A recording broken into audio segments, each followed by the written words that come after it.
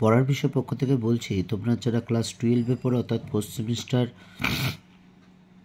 পরীক্ষা দেবে এবং উচ্চ মাধ্যমিক শিক্ষা সংসদ থেকে যা নোটিফিকেশন হয়েছে বা রুটিন দিয়েছে 12ই ফেব্রুয়ারি তোমাদের পরীক্ষা শুরু হবে এবং ইতিহাস পরীক্ষা আছে 21শে ফেব্রুয়ারি।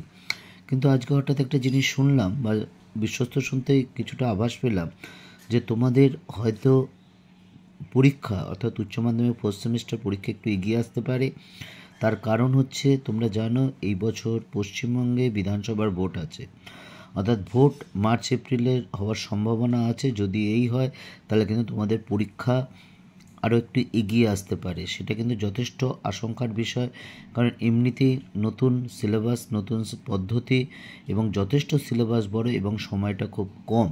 তা যাই হোক, আমরা পরের বিষয় পক্ষ থেকে তোমাদের জন্য হিস্ট্রি, পল সায়েন্স, ফিলোসফি বা এডুকেশনের যে নোট বা সাজেশন দিচ্ছি এবং সেই নোটগুলো বুঝিয়েও দিই।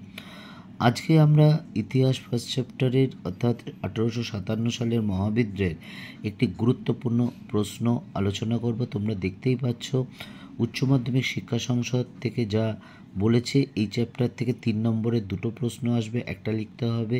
4 নম্বরের 2টো প্রশ্ন থাকবে, একটা লিখতে হবে। টোটাল 7 নম্বর, অর্থাৎ 4 বা 3 আলাদা হয় না, যেরকম হবে বা যেই প্রশ্ন আসবে সেই অনুসারে তোমাকে কিন্তু লিখতে হবে। অর্থাৎ 4 নম্বর হলে একটা পয়েন্ট বেশি হবে, 3 নম্বর হলে একটু পয়েন্ট কম হবে। তাই চলো একটা প্রশ্ন, আমরা গুরুত্বপূর্ণ প্রশ্ন শুরু করি। দেখো, 1857 সালে মহাবিদ্রোহের ফলাফল। আমরা জানি 1857 সালে যে মহাবিদ্রোহ দেখা দিয়েছিল তার পশ্চাতে একাধিক কারণ ছিল। 1757 সালে পলাশীর যুদ্ধে জয়লাভের ফলে ব্রিটিশ ইস্ট ইন্ডিয়া কোম্পানি যেরকমভাবে অমানবিক শোষণ, অত্যাচার, নিপীড়ন করেছিল এবং অনৈতিক নীতি গ্রহণ করেছিল, যার ফলে কিন্তু ভারতের প্রত্যেক শ্রেণীর, প্রত্যেক জাতের, প্রত্যেক ধর্মের, প্রত্যেক বর্ণের, প্রত্যেক ভাষার মানুষ কিন্তু প্রত্যক্ষ পরোক্ষভাবে নানাভাবে ক্ষতিগ্রস্ত হয়েছিল। যার ফলে 1857 সালে মহাবিদ্রোহ হয়েছিল। কিন্তু এই মহাবিদ্রোহ দেখা দিল শেষ পর্যন্ত ব্যর্থ হলেও এই মহাবিদ্রোহ কিন্তু একটা সুদূর প্রসারী ফলাফল ছিল। সেই ফলাফলগুলো হলো, দেখো, প্রথমে হচ্ছে মুঘল সাম্রাজ্যের অবসান। আমরা জানি 1526 সালে পানিপথের প্রথম যুদ্ধে বাবর জয়লাভ করার মাধ্যমে ভারতবর্ষে মুঘল সাম্রাজ্য প্রতিষ্ঠিত হয় এবং মুঘলরা ভারতে এক কেন্দ্রীভূত শাসন ব্যবস্থা গড়ে তোলে এবং মুঘলদের অধীনে ভারত ঐক্যবদ্ধ হয়। কিন্তু 1857 সালে মহাবিদ্রোহ পরাজিত হওয়ার পর শেষ মুঘল সম্রাট বাহাদুর শাহকে বার্মায় বা ব্রহ্মদেশে নির্বাসন করা হয়। যার ফলে কিন্তু পুরনো মুঘল সাম্রাজ্যের শাসনের অবসান ঘটে। তবে এক্ষেত্রে একটা বলে রাখা প্রযোজ্য যে 1707 সালে ঔরঙ্গজেবের মৃত্যুর পর কিন্তু মুঘল সাম্রাজ্য দিল্লি এবং তার পার্শ্ববর্তী অঞ্চলেই সীমাবদ্ধ হয়ে গিয়েছিল এবং মুঘল সম্রাটদের ক্ষমতা কার্যত খুবই কমে গিয়েছিল। কিন্তু তথাপি এই মুঘলদের একটা ঐতিহ্য বা মুঘলদের একটা কৌলিন্য ছিল, যার ফলে কিন্তু এই বাহাদুর শাহকে নির্বাসনের মাধ্যমে মুঘল সাম্রাজ্যের অবসান ঘটে। পরের পয়েন্টটা দেখো, ইস্ট ইন্ডিয়া কোম্পানির শাসনের অবসান। 1757 সালে British East India Company Sirajuddaulah বা বাংলার নবাবকে পরাজয়ের মাধ্যমে এদেশে যে শাসন ব্যবস্থা শুরু করে এবং 100 বছর ধরে শাসন ব্যবস্থা, এটা প্রমাণিত হয় যে ভারতবর্ষের মতো একটা বৃহৎ দেশে, বৃহৎ বৈচিত্র্যময় দেশে একটা কোম্পানির হাতে শাসন রেখে দেওয়া কিন্তু সম্ভব নয় বা চালানো সম্ভব নয়।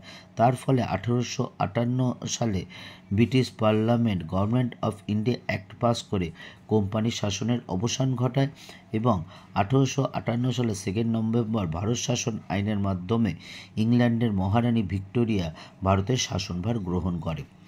তারপর আমরা দেখছি এই যে নানা অজুহাতে ব্রিটিশ ইস্ট ইন্ডিয়া কোম্পানি দেশীয় রাজ্যগুলোকে হস্তক্ষেপ করেছিল। কুশাসনের অজুহাতে বলি, সত্ত্ববিলোপ নীতি বলি, অধীনতামূলক মিত্রতা নীতি বলি, যাই হোক না কেন, তারা কি করেছিল, রাজারা ব্রিটিশদের প্রতি যদি আনুগত্য থাকে তাহলে কিন্তু সেই রাজ্যটি বা সেই দেশীয় রাজ্যটি কিন্তু দখল করা হবে না। এর ফলে অনেক দেশীয় রাজ্য কিন্তু ব্রিটিশদের সমর্থন করতে শুরু করে। পরের পয়েন্টটা দেখো, সেনাবাহিনীতে পরিবর্তন। এটা প্রমাণ হয় যে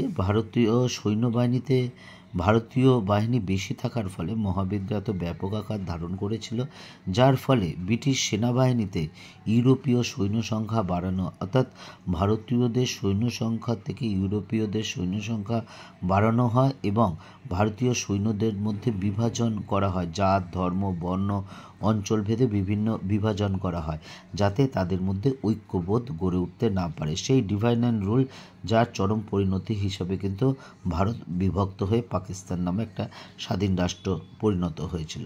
কাজেই আমরা বলতে পারি যে 1857 সালে মহাবিদ্রে মুঘল সাম্রাজ্য পতন এবং কোম্পানির শাসনের অবসান ঘটে এবং ব্রিটিশ সরকার প্রত্যক্ষভাবে ভারতের শাসন ব্যবস্থা গ্রহণ করে এবং তারা ভারতের পাশ্চাত্য শিক্ষা ব্যবস্থা প্রবর্তন এবং আধুনিক শিক্ষা ব্যবস্থা বা পদ্ধতি প্রচলন করে, যার ফলে কিন্তু ভারতের নবজাগরণের ক্ষেত্র প্রস্তুত হয়।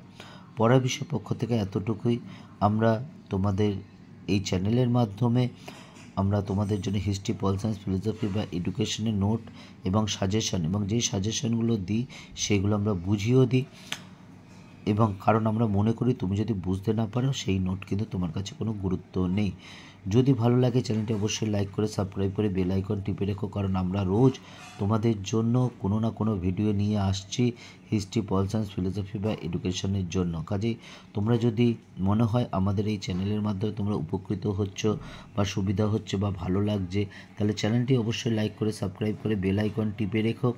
আরেকটা কথা, আমাদের পড়া বিষয় চ্যানেলটা আমি একক নয়, আমার মতো আরও 13 জন শ্রদ্ধেয় শিক্ষক শিক্ষিকা আছেন। আমার ব্যক্তিগত 23-24 বছর শিক্ষকতার অভিজ্ঞতা, এবং আমাদের 14 জনের মধ্যে 3 জনের আছেন কেরিয়ার কাউন্সিলর। তোমাদের যদি উচ্চ মাধ্যমিক দেওয়ার পর কী করতে চাও এই বিষয়ে কোনো কিছু জানার থাকে আমাদের বলো, আমরা তোমাদের সমস্যার সমাধান করার অবশ্যই চেষ্টা করব। পড়া বিষয় পক্ষ থেকে এতটুকুই, ভালো করে পড়াশোনা করো, কারণ 12ই ফেব্রুয়ারি উচ্চ মাধ্যমিক শিক্ষা সংসদ থেকে রুটিন দিলেও খুব সম্ভবত পরীক্ষা হয়তো একটু এগিয়ে আসতে পারে। কাজে সেই মতো ভালোভাবে পড়াশোনা শুরু করে দাও, কারণ থার্ড সেমিস্টারে দেখেছো তোমরা নিশ্চয়ই খুব সমস্যায় পড়ে গিয়েছিলে সিলেবাস শেষ করতে। কাজেই এই ফোর্থ সেমিস্টারে যাতে না হয়, কারণ থার্ড এবং ফোর্থ সেমিস্টার মিলিয়ে কিন্তু তোমাদের উচ্চ মাধ্যমিক হবে। পড়ার বিষয় পক্ষ থেকে এতটুকু। অগ্রিম শুভেচ্ছা রইল সকলের জন্য।